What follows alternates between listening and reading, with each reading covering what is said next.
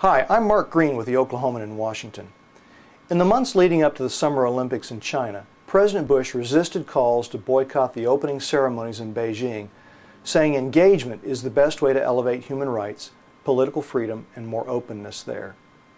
Earlier this year, it looked like a bad bargain after China violently cracked down on dissidents in Tibet, resulting in a number of deaths.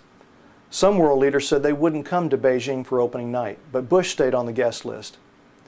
We won't know whether the president made the right choice for some time, but on the eve of the Olympic Games, maybe some of the reasons for his decision are a little clearer. This week, Bush bluntly condemned China's human rights record. He did it in a speech from Thailand, saying America opposes detention of political opponents, human rights activists, and people associated with religious groups.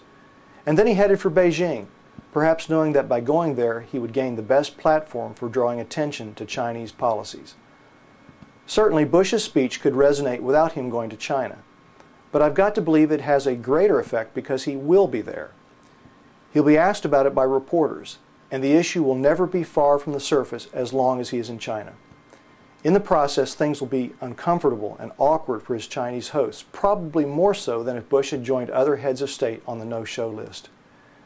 Given China's military and economic strength, there's not a whole lot more you can do to make its leaders feel the international community's disapproval. Was this the president's plan all along? Maybe.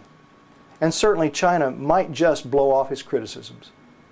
Yet if the objective was to elevate the debate over China's attitude toward freedom and human rights, one so poor Olympic officials probably shouldn't have given the Games to Beijing in the first place.